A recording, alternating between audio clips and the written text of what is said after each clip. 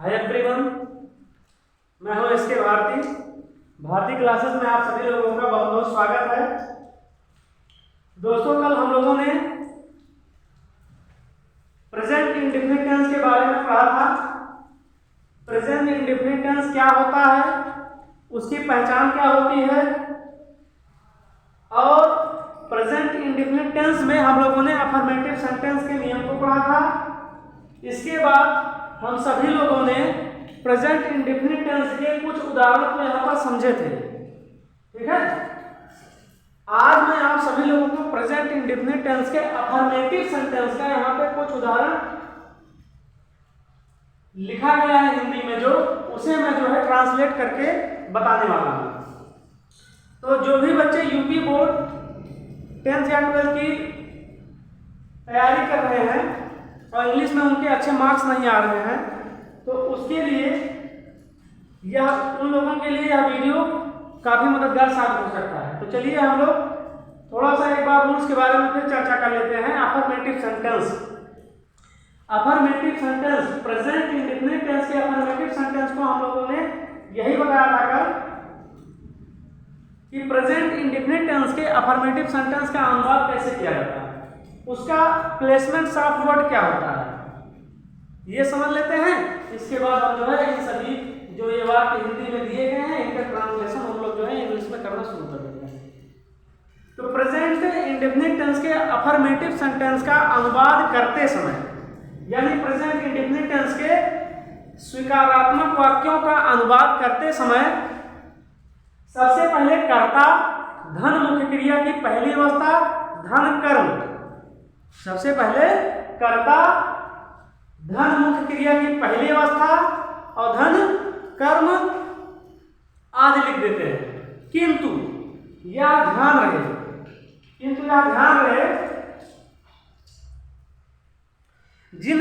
यदि सब्जेक्ट एक वचन हो, यानी यदि कर्ता हमारा एक वचन हो, तो मुख्य क्रिया में एस, यस अथवा आई, ई, एस जोड़ने के लिए निम्नलिखित 3 बिंदुओं पर ध्यान देने के लिए हमने कहा था।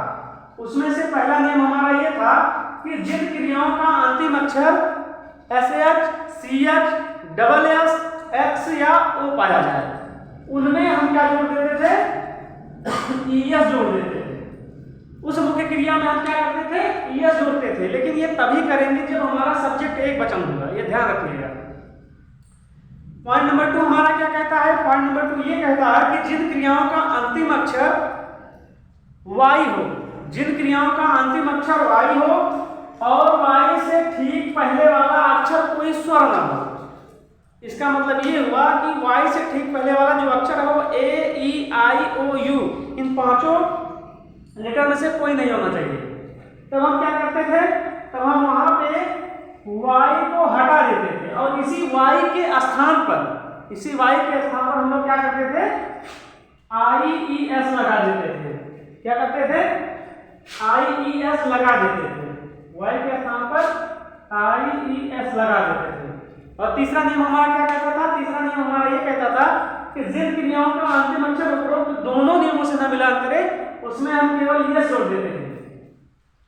एक बार फिर से रिपीट कर रहा हूं मैं कि प्रेजेंट इंडेफिनिट टेंस के अफर्मेटिव सेंटेंस का अनुवाद करते समय सबसे पहले कर्ता धन मुख्य क्रिया की पहली अवस्था धन कर्म आदि लिख देते हैं। किंतु यदि कर्ता हमारा एक वचन हो तो मुख्य क्रिया में एस, ई, एस अथवा आई, ई, एस जोड़ने के लिए, मुख्य क्रिया में एस, ई, एस अथवा आई, ई, एस जोड़ने के लिए हम लोग निम्नलिखित 3 बिंदुओं पर ध्यान देते थे। जिसमें से पहला नियम हमने यहाँ पे बताया कि जिन क्रियाओं का अंतिम अक्षर एस, एस, सी, एस, डबल एस, एक्स या ओ पाया जाए, उसमें हम ई, एस जोड़ देते थे। दूसरा नियम क्या कहता था, जिन क्रियाओं का अंतिम अक्षर वाई हो, वाई से ठीक पहले वाला अक्षर कोई स्वर न हो, तो उसमें हम वाई को हटा देते थे और उसी वाई के स्थान पर आई, ई, एस लगा देते थे।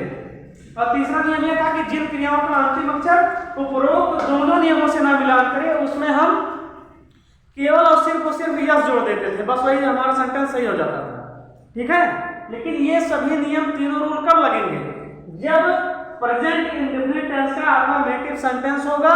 और दूसरी बात क्या होगी, वो उसका उस सेंटेंस का जो सब्जेक्ट होना चाहिए वो हमारा का होना चाहिए, एक वचन कर्ता होना चाहिए, तभी ये तीनों रूल लगेंगे।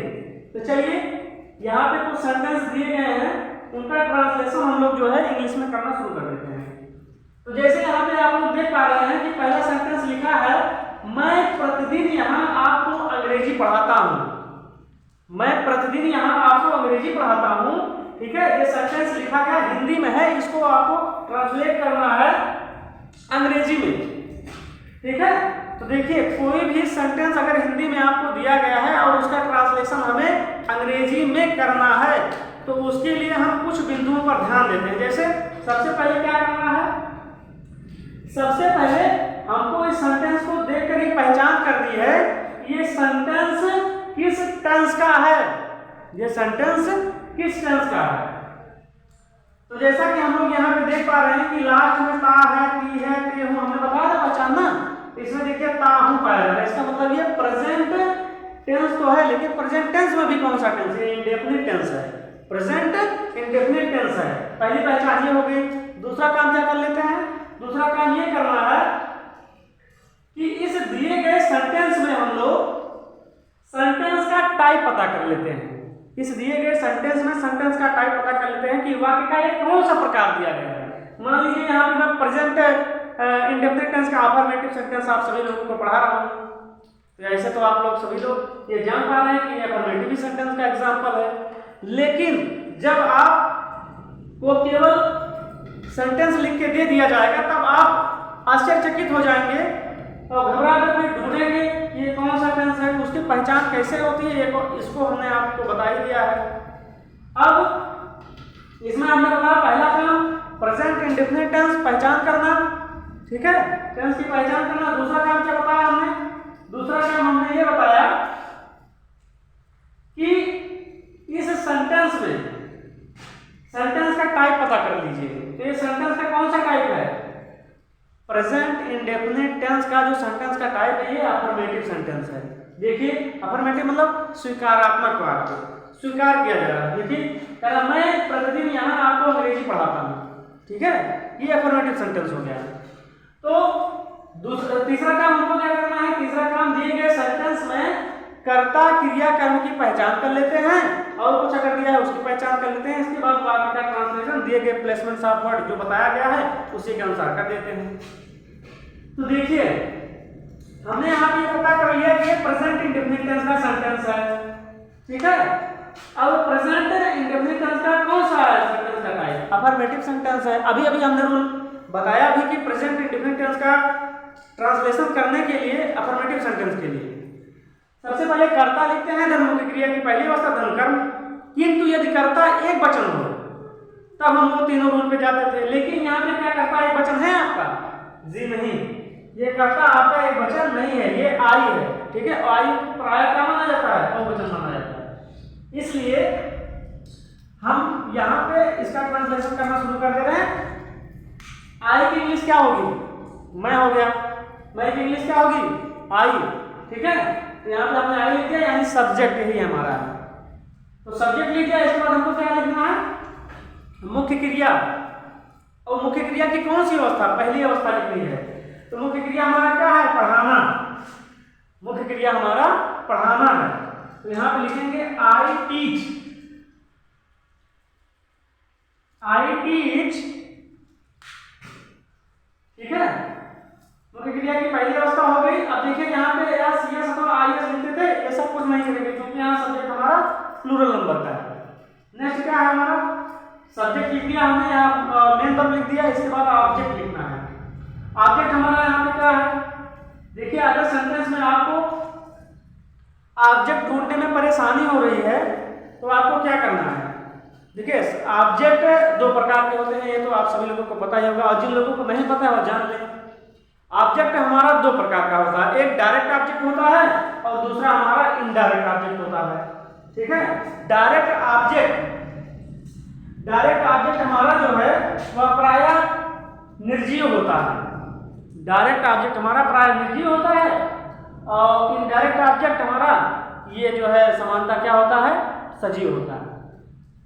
अब देखिए पहचान कैसे करेंगे कि कब हमें डायरेक्ट ऑब्जेक्ट मिलेगा, कब हमें इनडायरेक्ट ऑब्जेक्ट मिलेगा। यदि हम दिए गए सेंटेंस की क्रिया में, यदि हम दिए गए सेंटेंस की क्रिया में क्या लगाकर एक प्रश्न पूछ ले, तब हमें उत्तर के रूप में जो प्राप्त होता है वही हमारा दिए गए सेंटेंस का डायरेक्ट ऑब्जेक्ट होता है। समझ में आ रही बात? हम ये कह रहे हैं कि दिए गए सेंटेंस की क्रिया में क्या लगाकर आप एक क्वेश्चन कर लीजिए और उत्तर के रूप में आपको जो प्राप्त होगा वही आपका दिए गए सेंटेंस का क्या होगा, डायरेक्ट ऑब्जेक्ट होगा। समझ पा रहे हैं? और यदि इनडायरेक्ट ऑब्जेक्ट की पहचान करनी है तो दिए गए सेंटेंस की क्रिया में किसे या किसको लगाकर आप एक प्रश्न कर लीजिए और तब उत्तर के रूप में आपको जो प्राप्त होगा वो दिए गए सेंटेंस का इनडायरेक्ट ऑब्जेक्ट होगा। तो चलिए यहाँ पे हम लगा के क्वेश्चन पूछते हैं। मैं प्रतिदिन यहाँ आपको क्या पढ़ाता हूँ?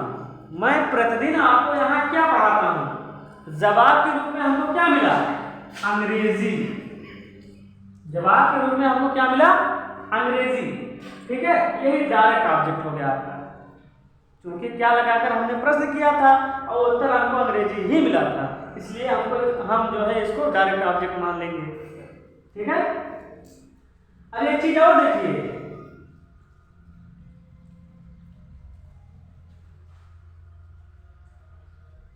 कुछ सेंटेंस ऐसे होते हैं, कुछ सेंटेंस ऐसे होते हैं जिसमें डायरेक्ट ऑब्जेक्ट और इनडायरेक्ट ऑब्जेक्ट दोनों दिया गया होता है। कुछ सेंटेंस ऐसे होते हैं जिनमें डायरेक्ट ऑब्जेक्ट और इनडायरेक्ट ऑब्जेक्ट दोनों दिए गए होते हैं। तब हम सबसे पहले कौन सा ऑब्जेक्ट लिखेंगे, यानी कि हम सबसे पहले डायरेक्ट ऑब्जेक्ट लिखें या सबसे पहले इनडायरेक्ट ऑब्जेक्ट लिखें? अगर इस बात की आप लोगों को कंफ्यूजन है तो उसका सलूशन हम लेकर के आए हैं आप सभी लोगों के पास। तो देखिए, इस सेंटेंस में दो ऑब्जेक्ट हैं। ठीक है, इस सेंटेंस में दो ऑब्जेक्ट हैं। ये अंग्रेजी जो हो गया ये आपका डायरेक्ट ऑब्जेक्ट हो गया। समझ में आ रही बात? और आपको जो हो गया ये इनडायरेक्ट ऑब्जेक्ट है। ये कौन सा ऑब्जेक्ट है? इनडायरेक्ट ऑब्जेक्ट है। अब हमने बताया था ना इनडायरेक्ट ऑब्जेक्ट की पहचान करने के लिए कि किस तरीके से हम दिए गए सेंटेंस में इनडायरेक्ट ऑब्जेक्ट की पहचान करेंगे। सेंटेंस की क्रिया में यदि हम किसे या किसको लगाकर एक प्रश्न पूछ लें तब हमें उत्तर के रूप में जो मिलता है वही हमारा क्या होता है? इनडायरेक्ट ऑब्जेक्ट, यानी अप्रत्यक्ष कर्म। ठीक है। तो देखिए यहाँ पे हम लगाकर प्रश्न पूछ रहे हैं, मैं प्रतिदिन यहाँ अंग्रेजी किसे पढ़ाता हूँ? मैं प्रतिदिन यहाँ अंग्रेजी किसे पढ़ाता हूँ? तो देखिए जवाब के रूप में हमको क्या मिला? आपको। जवाब के रूप में हमको क्या मिला? आपको। यही इस दिए गए सेंटेंस का इनडायरेक्ट ऑब्जेक्ट है। अब दोनों ऑब्जेक्ट तो हमने पता कर लिया। अब आप लोग ये सोच रहे होंगे कि सबसे पहले कौन सा ऑब्जेक्ट लिखें यहाँ पर? सबसे पहले डायरेक्ट ऑब्जेक्ट लिखा जाएगा कि इनडायरेक्ट ऑब्जेक्ट लिखा जाएगा? अब आप लोग ये सोच रहे होंगे। ठीक है। तो देखिए, डायरेक्ट ऑब्जेक्ट और इनडायरेक्ट ऑब्जेक्ट अगर ये दोनों ही किसी सेंटेंस में एक साथ दिए गए हों तो इनको लिखने का जो तरीका है वो क्या होता है? सबसे पहले आपको यदि सबसे पहले आप दिए गए सेंटेंस में इनडायरेक्ट ऑब्जेक्ट को लिखते हैं, यदि आप दिए गए सेंटेंस में इनडायरेक्ट ऑब्जेक्ट को लिखते हैं तो उसके बाद बिना ही कुछ लगाए डायरेक्ट ऑब्जेक्ट को भी लिख दिया जाता है। यदि आप दिए गए सेंटेंस में इनडायरेक्ट ऑब्जेक्ट को पहले लिख देते हैं तो उसके बाद बिना कुछ लगाए ही हम लोग जो है डायरेक्ट ऑब्जेक्ट को भी लिख देते हैं। समझ में आ रही बात? तो चलिए, आई teach you English. I teach you English. इसके बाद क्या होता है? प्रतिदिन। प्रतिदिन क्या है? ये टाइम है। अब देखिए, इस सेंटेंस में टाइम और समय दोनों है। इस सेंटेंस में टाइम और समय दोनों भी है। ये देखिए, मैं आपका सब्जेक्ट था। अब प्रतिदिन आपका क्या है? टाइम है। और जो यहां लिखा गया है ये आपका प्लेस है। एक ही सेंटेंस में मैं 3-4 चीजें आप लोगों को सिखाने का प्रयास कर रहा हूं। देखिए यहां पे टाइम भी दिया गया है और प्लेस भी दिया गया है। तो अब सबसे पहले हम लोग यहां पे क्या लिखेंगे? अब सवाल ये भी उठता है, जैसे कुछ बच्चे होते हैं उनको कंफ्यूजन रहता है कि सबसे पहले दिए गए सेंटेंस में टाइम लिखा जाता है कि प्लेस लिखा जाता है। तो मेरे बच्चों सबसे पहले सेंटेंस में प्लेस लिखा जाता है। और अगर आपको ये इस सेंटेंस अगर इस तरीके की आपको कोई सेंटेंस मिलता है और आप भूल जाते हैं कि सबसे पहले प्लेस लिखें कि सबसे पहले टाइम लिखें, तो उसके लिए आपको क्या करना है? पीटी, एक ट्रिक है पीटी, इसको आप याद कर लीजिए। मतलब सबसे पहले हम प्लेस लिखेंगे, इसके बाद टाइम लिखेंगे। ठीक है, इस ट्रिक से आप कभी भूलेंगे नहीं कि सबसे पहले आपको प्लेस को लिखना है या टाइम को लिखना है कि प्लेस को लिखना है। ठीक है, तो यहाँ पे सबसे पहले हम प्लेस लिखेंगे। प्लेस हमारा क्या है? यहाँ, यानी कि देयर, सॉरी देयर मीन्स वहां होता है, हेयर लिखेंगे। ठीक है,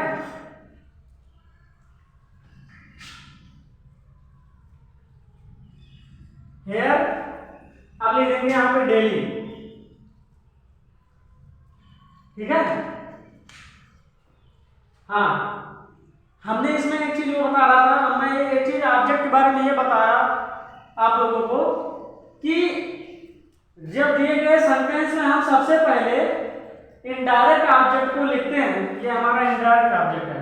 यदि हम दिए गए सेंटेंस में इनडायरेक्ट ऑब्जेक्ट को सबसे पहले लिख देते हैं, तब हमारा जो डायरेक्ट ऑब्जेक्ट होगा उसको बिना कुछ लगाए उसी इनडायरेक्ट ऑब्जेक्ट के बगल में लिख दिया जाता है। लेकिन यदि हम दिए गए सेंटेंस में यदि हम सबसे पहले डायरेक्ट ऑब्जेक्ट को लिख दें, सबसे पहले डायरेक्ट ऑब्जेक्ट को लिख दें, तब इनडायरेक्ट ऑब्जेक्ट को लिखने से पहले हमको टू लगाना पड़ेगा। बस यही डायरेक्ट और इनडायरेक्ट ऑब्जेक्ट का नियम है। समझ पा रहे हैं? हमने ये बताया कि यदि दिए गए सेंटेंस में सबसे पहले हम इनडायरेक्ट ऑब्जेक्ट को लिख दे रहे हैं, तब डायरेक्ट ऑब्जेक्ट को लिखने से पहले कुछ नहीं लगाएंगे, उसी के बगल में डायरेक्ट ऑब्जेक्ट लिख देंगे। लेकिन यदि हम डायरेक्ट ऑब्जेक्ट को पहले लिख देते हैं और इनडायरेक्ट ऑब्जेक्ट को बाद में लिखना चाह रहे हैं, उस स्थिति में इनडायरेक्ट ऑब्जेक्ट से पहले टू एक प्रीपोजिशन होता है, उसको लगा दिया जाएगा। बस सेंटेंस हमारा सही हो जाएगा। समझ में आ रही बात? तो इसका ट्रांसलेशन हमने किया, I teach you English here daily. ठीक है, ये सेंटेंस करेक्ट हो गया। दूसरा सेंटेंस हमारा है, यह भिखारी रोज अपना कटोरा लाता है। यह भिखारी रोज अपना कटोरा लाता है। तो देखिए हम ये जान ही रहे हैं कि प्रेजेंट इंडेफिनिट टेंस का अफर्मेटिव सेंटेंस का वाक्य है। ठीक है, तो वही अफर्मेटिव सेंटेंस वाला रूल लगा देंगे। कर्ता धन सहायक क्रिया धन कर्म, किंतु यदि कर्ता एक वचन हो तो मुख्य क्रिया में एस एस अथवा एस जोड़ने के लिए निम्नलिखित 3 बिंदुओं पर ध्यान देते हैं। पहला आप सुन ही चुके हो, दूसरा आप सुन ही चुके हो, तीसरा भी आप सुन चुके हो। तो चलिए देखते हैं सबसे पहले हम कब लगाएंगे, जब हमारा कर्ता एक वचन होगा। देख रहे हैं यहाँ पे सबसे पहले हम कर्ता की पहचान कर लेते हैं। तो देखिए यह भिखारी जो लिखा है यही आपका सब्जेक्ट है। यह भिखारी जो लिखा है यही आपका सब्जेक्ट है। ठीक है, और देखिए ये अपना कटोरा जो है ये हमारा ऑब्जेक्ट है, ये हमारा ऑब्जेक्ट है। ठीक है, और ये जो रोज है ये हमारा क्या है? टाइम है। समझ में आ रही बात? और लाना हमारा क्या है? लाना हमारा वर्ब है, मेन वर्ब। ठीक है, इस तरीके से हम पहचान करके बड़ी ही आसानी से किसी भी दिए गए सेंटेंस का ट्रांसलेशन कर सकते हैं। ठीक है, अब इसका प्लेसमेंट ऑफ वर्ड हमने बताया ही है कि सबसे पहले सब्जेक्ट को लिखेंगे प्लस मेन वर्ब की फर्स्ट फॉर्म लिखेंगे प्लस ऑब्जेक्ट लिखेंगे। किंतु यदि कर्ता एक वचन हो तब वो तीनों रूल लगाएंगे। समझ में आ रही बात? हाँ, यहाँ पे हमारा कर्ता एक वचन है, या भिखारी लिखा है। ठीक है, ये है भिखारी लिखा है, तो सब्जेक्ट हमारा एक वचन है। अब जब एक वचन है तो उन तीनों रूल पे जाएंगे हम लोग, ठीक है। तो चलिए सबसे पहले सब्जेक्ट लिख देते हैं दिए गए प्लेसमेंट के अनुसार। ये हो जाएगा दिस बेगर।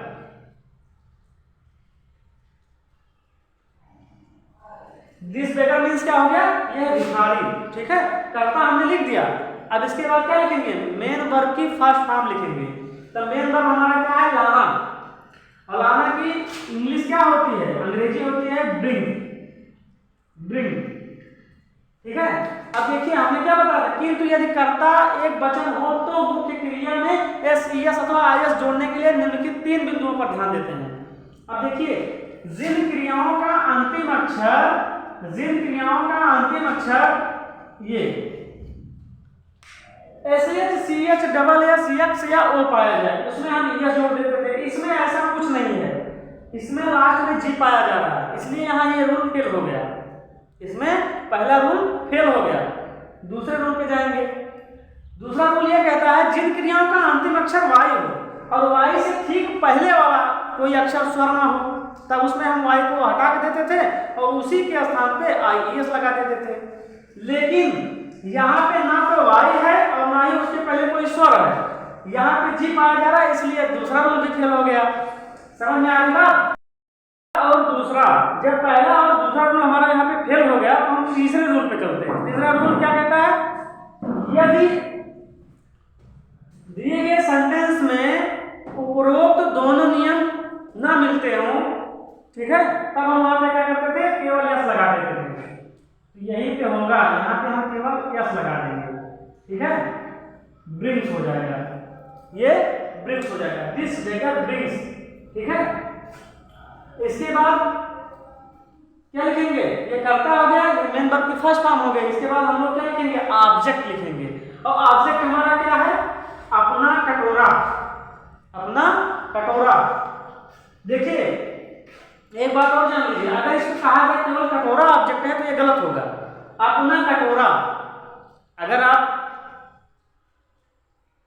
इस प्रकार के कंफ्यूजन में रहते हैं तो सबसे पहले वही हमने बताया ना कि इसके क्रिया में क्या लगाकर या किसे या किसको लगाकर प्रश्न पूछ लिए, उत्तर के रूप में जो आपको मिल जाएगा वही दिए गए सेंटेंस का ऑब्जेक्ट हो जाएगा। जैसे यह भिखारी रोज क्या लाता है, देखिए उत्तर हमको तुरंत मिल गया, अपना कटोरा, यही है हमारा ऑब्जेक्ट। तो अपना कटोरा की अंग्रेजी क्या होगी, हिज बाउल, हिज बाउल। और कोई बचा है सेंटेंस में, देखिए यहाँ पे बचा है रोज या प्रतिदिन, तो इसको हम क्या लिख देंगे, डेली, फुल स्टॉप लगा देंगे, सेंटेंस हमारा बिल्कुल करेक्ट हो गया। नेक्स्ट